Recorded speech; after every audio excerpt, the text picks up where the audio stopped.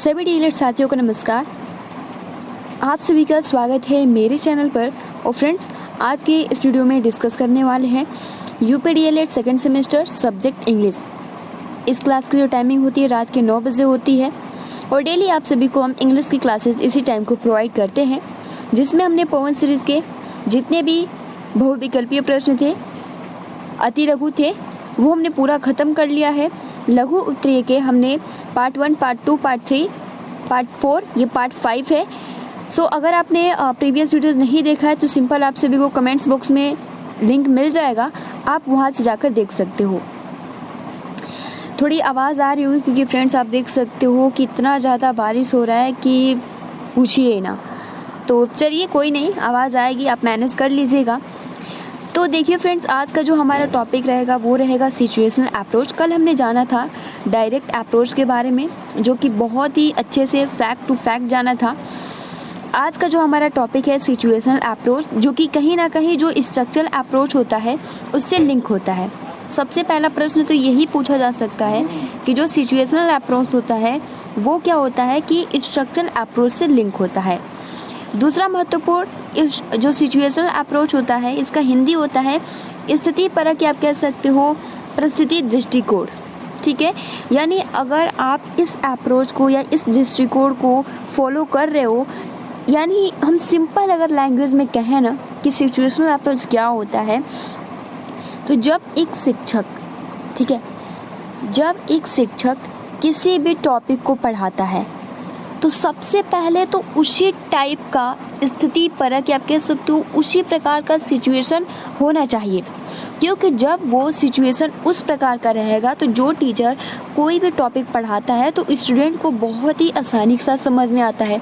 For example, जैसे कि वो मोबाइल फ़ोन के बारे में बता रहा है, ठीक है, मोबाइल फ़ोन के बारे में बता रहा है, तो वो क्या होता है, शिक्षक जो आप अपने डेली जीवन में या आप कह सकते हो डेली लाइफ में जिस तरीके से जो फ़ोन जो वस्तु यूज़ करते हो उसी से रिलेट करके या वो वैसी ही वस्तु आप सभी को दिखाएगा और बताने का प्रयास करेगा। तो इस तरीके से आप सिंपल याद कर सकते हो कि जो आपका जो सिचुएशनल अप्रोच होता है कहीं ना कहीं स्ट्रक्चरल अप्रोच से जुड़ा होता है। ठीक है, और दूसरा आप इसमें ये भी याद रख सकते हो कि यह जो सिचुएशनल अप्रोच होता है यह एक रियल लाइफ से जुड़ा हुआ होता है, यानी वास्तविक जीवन की जो भी स्थिति होती है उसके बारे में पढ़ाया जाता है इसमें। ठीक है, आपके मदर टंग से रिलेट करके किस तरीके से आप किसी भी अर्थ को समझ सकते हो, उसी प्रकार से कोशिश किया जाता है कि बहुत ही मतलब सिंपल वर्ड लैंग्वेज में उनको बताया जाए। तो चलिए स्टार्ट करते हैं और word by word, sentence by sentence जानने का प्रयास करेंगे कि सिचुएशनल अप्रोच इसमें क्या दिया है। तो चलिए स्टार्ट करते हैं। वीडियो को अभी तक आपने लाइक नहीं किया है तो प्लीज़ गाइज लाइक कर सकते हो और अपने फ्रेंड्स मित्रों को ज़रूर शेयर कर दीजिए ताकि वो भी जुड़ सके। तो चलिए स्टार्ट करते हैं, जिसमें सबसे पहला जो लाइन कहता है कि the structural is associated with the situational approach. देखिए, ये जो आपका पहला पॉइंट है ना, इसको तो आपको याद ही करना है। The structural is associated with the situational approach, यानी यहाँ पर कह रहा है कि परिस्थिति दृष्टिकोण भी संरचनात्मक दृष्टिकोण से जुड़ा हुआ है। जस्ट मैंने अभी बताया कि जो स्ट्रक्चरल अप्रोच होता है वो सिचुएशनल अप्रोच से लिंक्ड होता है। तो पहला line clear, the structural is associated with the situational approach. और सबसे ज़्यादा जो फोकस होना चाहिए मीनिंग्स के लेटर कौन सा वर्ड किस तरीके से लिखा गया है उस पर सबसे ज़्यादा फोकस होना चाहिए। सेकेंड जो पॉइंट कह रहा है, language is taught in real life situation. Just मैंने अभी बताया कि इसमें वास्तविक जीवन की स्थिति को पढ़ाया जाता है, जो आपका रियल, ठीक है, जो आपका रियल लाइफ होता है उसके बारे में बताया जाता है, सिखाया जाता है। Language is taught in real life situation, यानी जिस तरीके जीवन की स्थिति होती है उसी के बारे में पढ़ाया जाता है। बाय दिस वे, यहाँ पे बाय द वे रहेगा, by the way we learn to link words, sentence and their meaning in our mother tongue through reference to real object, pictures, actions, etc. Just मैंने अभी बताया कि इसमें क्या होता है ना कि जो आपका सिचुएशनल अप्रोच होता है इसमें मतलब कि इस तरह वास्तविक जो भी आपके रियल मतलब नकली आप नहीं कह सकते हो, एक रियल वास्तविक जिस तरीके से आपके जीवन में होता है, जो वस्तु आपके जीवन में होते हैं उसी प्रकार के वास्तविक वस्तुओं, वास्तविक पिक्चर्स, वास्तविक आप कह सकते हो रियल वर्क आदि के संदर्भ में हमारी जो भी मदर टंग होती है, मातृभाषा में शब्दों, वाक्यों और उनके अर्थ को जोड़ने के लिए सीखा जा सकता है। सिचुएशनल अप्रोच, तो यहाँ पर ये तीसरा लाइन कह रहा है कि by this way we learn to link words, sentence and their meanings in our mother tongue through reference to real object, pictures, actions, etc. Next point कह रहा है कि in learning English this situation replace translation, यानी जो आपका होता है यहाँ पे कह रहा है कि परिस्थिति दृष्टिकोण में अंग्रेजी सीखने के साथ उनके अर्थ में अनुवाद करते समय बदलाव आ जाता है। यानी आपने देखा भी होगा कि बहुत सारे वर्ड्स होते हैं लेकिन उनके जो अर्थ होते हैं वो अलग अलग होते हैं, ठीक है। जैसे हम लोग फॉर एग्जांपल अगर हम यहाँ पे देखिए अभी दिया है बैंक, ठीक है, तो यहाँ पर जो बैंक दिया है एक बैंक का अलग होता है और एक बैंक का अलग। यहाँ पर अगर हम देखिए my sister went to bank, यानी मेरी बहन बैंक गई है, ठीक है। तो यहाँ पर भी क्या है, बैंक, यहाँ पर एक वर्ड है, यहाँ पर कुछ दूसरा होगा। सेकंड जो कह रहा है कि the girl was sitting at the bank of the river Ganga, एक बैंक का मतलब होता है किनारे, यानी आप कह सकते हो कि लड़की गंगा नदी के किनारे बैठी है। ये थोड़ा मुझे लग रहा है गलत है, ठीक है। सो ये आप देख सकते हो इस बैंक का और इस बैंक का क्या होता है, दोनों सेम एक ही वर्ड है, एक ही लेटर है, लेकिन इसमें क्या होता है चेंजेस आ जाता है। उसी प्रकार से यहाँ पे जो थर्ड पॉइंट कह रहा है कि इन learning English the situation replace translation, यानी जिस प्रकार का सिचुएशन होता है उसी प्रकार से उसके जो ट्रांसलेट यानी जो वर्ड होता है उसका जो आप कह सकते हो जो सेंस होता है वो बदलता रहता है। In learning English the situation replace translation. फिर नेक्स्ट पॉइंट कहता है drills too are in real situation making them meaningful, यानी यहाँ पे कह रहा है कि जो एक प्रकार से परिस्थिति के हिसाब से वास्तविक एवं सार्थक शब्द बनाते हैं। Clear, the meaning of a word are taught not at the same time but at different times in different situation. Example, यानी इजी का मतलब होता है एग्जाम्पल। जैसे कि आप कह सकते हो कि जो एक प्रकार से एक ही शब्द का अर्थ एक ही समय में नहीं पढ़ाया जाता, लेकिन विभिन्न परिस्थितियों में अलग अलग समय पर परिवर्तन हो जाता है। तो बस आप सभी को यही इसमें याद रखना है सिचुएशन अप्रोच में।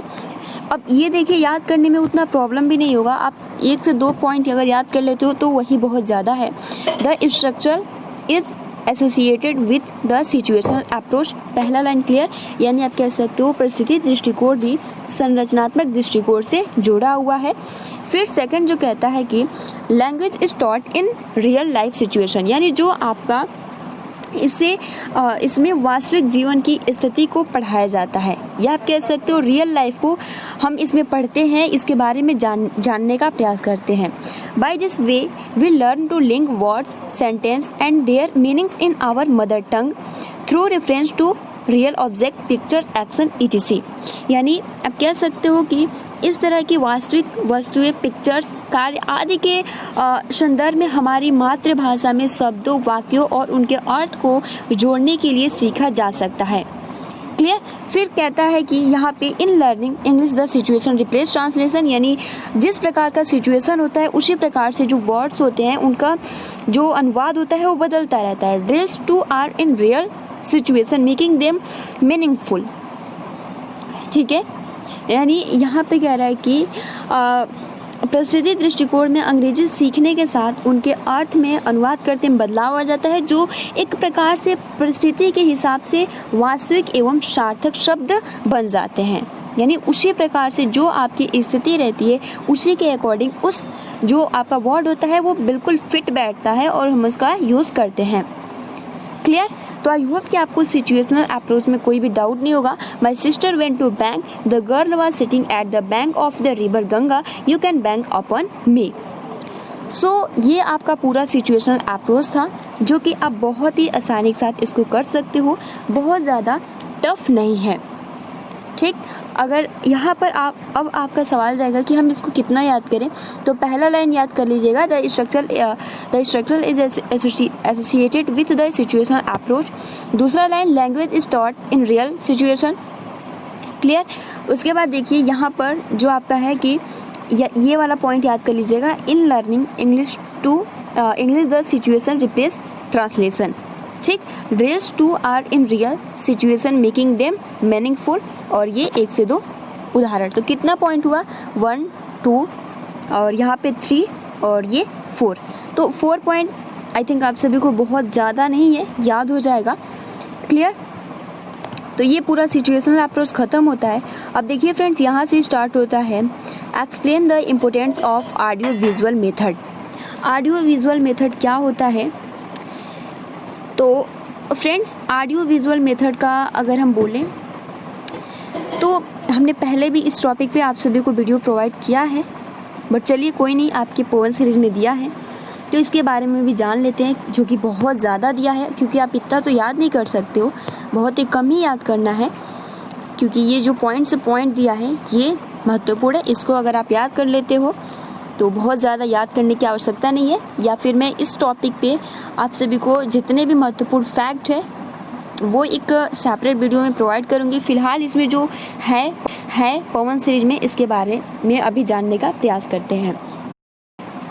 देखिए फ्रेंड्स, पहला जो लाइन कहता है कि the importance of audio visual add. देखिए ऑडियो विजुअल जो होता है वो होता क्या है, क्योंकि एक शिक्षक के लिए, जैसे फॉर एग्जांपल में अगर आप सभी को बहुत ही आसान से आसान तरीका बताओ, किस तरीके से, अगर आपको कुछ भी नहीं आता है ना, तो आप बहुत ही आसानी से सीख जाएंगे कि ऑडियो विजुअल होता क्या है, और इसके बारे में एग्जाम में ज़रूर लिख कर आएंगे। क्या ऑडियो विजुअल, ऑडियो मतलब क्या होता है कि किसी भी अगर आप कोई भी आवाज़ सुनते हो तो हम क्या बोलते हैं उसको, ऑडियो। विजुअल मतलब क्या होता है, उसको हम जब देखते हैं, ठीक है, यानी वीडियो भी कह सकते हो, ऑडियो वीडियो मेथड या विजुअल भी। यानी जब एक शिक्षक, ठीक है, यानी ये आपका क्लासरूम है, इसमें बहुत सारे स्टूडेंट्स बैठे हैं और इसमें एक टीचर है, और यहाँ पे ऑडियो का मतलब ऑडियो की भी व्यवस्था है और वीडियो की भी व्यवस्था है। अब यहाँ पर बहुत सारे छात्र, जब यहाँ पे एक क्लासरूम है, ठीक है, और यहाँ पर कोई भी व्यवस्था, ना ऑडियो की व्यवस्था है ना वीडियो की व्यवस्था है, तो अब बताइए इसमें ज़्यादा स्टूडेंट सीखेंगे या इसमें? यस और नो में आप क्लास 1 में ज़्यादा सीखेंगे या क्लास 2 में? आप सभी का आंसर क्या होगा? तो यहाँ पर देखिए आंसर जो होगा वो होगा 2। क्यों? क्योंकि जो ऑडियो विजुअल हेल्प करता है किसके लिए? एक शिक्षक जो होता है, जो कुछ भी अगर टॉपिक पढ़ाता है तो वो और भी इफेक्टिव, या आप कह सकते हो प्रभावी ढंग से अपने जो भी स्टूडेंट्स होते हैं उन पे अपना प्रभाव छोड़ सकता है। क्यों? क्योंकि उसके पास ऑब्जेक्ट है, एड्स हैं, ऑडियो के थ्रू अगर उनको नहीं समझ में आता है तो ऑडियो के थ्रू सुनवाएगा, अगर उनको नहीं समझ में आता है तो वीडियो के थ्रू, यानी उसको दिखा के सुना के समझाता है। तो जो बच्चे हैं बहुत ही अच्छे तरीके से समझने का प्रयास करते हैं। सो अब आप सभी को बहुत ही आसानी के साथ क्लियर हो गया होगा कि ऑडियो विजुअल मेथड का इम्पोर्टेंस क्या है। तो यहाँ पर जो पहला लाइन कह रहा है कि अगर आप इसको ही याद कर लेते हो तो पहला लाइन तो बस इतना बहुत ज़्यादा है। अगर शॉर्ट क्वेश्चन में पूछता है 1 नंबर का तो ये एक लाइन बहुत ज़्यादा है, क्योंकि इसी में बहुत ही अच्छे से दे दिया है। कह रहा है कि the importance of audio visual aid is to facilitate the task of classroom teacher to make his teaching job more effectively just मैंने अभी बताया, प्रभावी ढंग से जो भी टीचिंग, यानी जो टीचर की जो जॉब होती है इस तरीके से अगर पढ़ाता है, ऑडियो विजुअल का जो फैसिलिटेट होता है, यानी आप सिंपल कह सकते हो कि इस विधि का महत्व कक्षा के कार्य को, या आप कह सकते हो एक शिक्षक की जो शिक्षण नौकरी होता है इसको बहुत ही प्रभावी ढंग से बनाने का सुविधाजनक।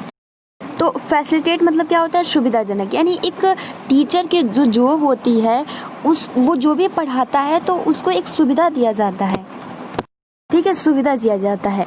तो फ्रेंड्स आज के लिए हम इतना ही लाइन डिस्कस करते हैं। क्योंकि थोड़ा मुझे वर्क है। सो आज के लिए इतना ही रहने देते हैं। कल आप इस एक लाइन को याद कर लीजिएगा। तो आज के लिए इतना ही। वीडियो को लाइक कर दीजिए और अपने फ्रेंड्स मित्रों को जरूर शेयर कर दीजिए। Thanks for watching, take care and best of luck.